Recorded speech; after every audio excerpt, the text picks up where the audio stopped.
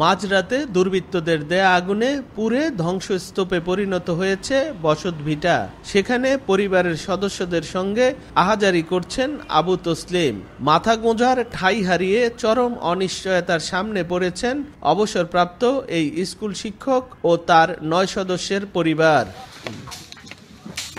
বুধবার রাত ২টার দিকে ভোলার বোরহানউদ্দিনের গঙ্গাপুর ইউনিয়নের ধারিয়া এলাকায় অবসরপ্রাপ্ত স্কুল শিক্ষক আবু তসলিমের ঘরে আগুন জ্বলতে দেখেন প্রতিবেশীরা। খবর দেয়া হয় ফায়ার সার্ভিসকে।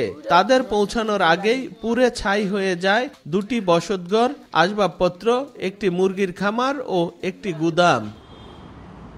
আবু তসলিমের অভিযোগ, প্রতিবেশী কয়েকজনের সঙ্গে জমি জমা নিয়ে দীর্ঘদিনের বিরোধ সহ আদালতে চলছিল মামলা। প্রতিপক্ষের অব্যাহত হুমকিতে স্ত্রী সন্তান নিয়ে আত্মগোপনে যেতে হয় বলেও দাবি করেন তিনি। কালকে রাত্রে ক্ষয়ক্ষতি ৫০ থেকে ৬০ লক্ষ টাকা আমার সাধারণ সংসার ধ্বংস করে দিচ্ছে। আমি সরকারের কাছে বিচার চাই, আমার জীবনের নিরাপত্তা চাই। রাত্রে ঘুম থেকে উঠছি, ওইটা দরজা খোলার পর দিয়ে আগুন জ্বলতেছে। আমি ত্রিপল লাইনে ফোন দিছি, ফোন দেওয়ার পরে ফায়ার সার্ভিস এসে ফায়ার সার্ভিসে আগুন নিয়ন্ত্রণে আনছে।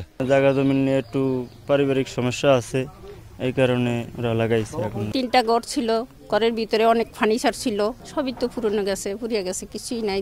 স্থানীয়দের অনেকের অভিযোগ, বিগত সরকারের সময় প্রতিপক্ষকে মামলা দিয়ে হয়রানি করতেন আবু তসলিম। তিনি গঙ্গাপুরে ৩০-৪০ জনের নামে বর্তমানে মামলা দিয়ে রাখছে। জায়গা জমিনের আমাদের পিছিলা মামলা টামলার জন্য হয়রানি মূল্য, সেই জন্য আমাদেরকে দোষারোপ করছে, কিন্তু এর পিছিলার শত্রুর মধ্যে কোনো অভাব নেই। ক্ষতিগ্রস্ত বসতবাড়ি পরিদর্শন করেছে পুলিশ, আশ্বাস দিয়েছে ব্যবস্থা নেয়ার। এই ব্যাপারে যদি কোনো আমার কাছে অভিযোগ আসে তাহলে পরবর্তী আইনগত ব্যবস্থা গ্রহণ করা হবে।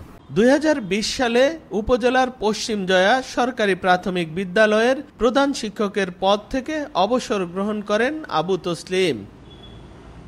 নাসির উদ্দিন লিটন, সময় সংবাদ, ভোলা।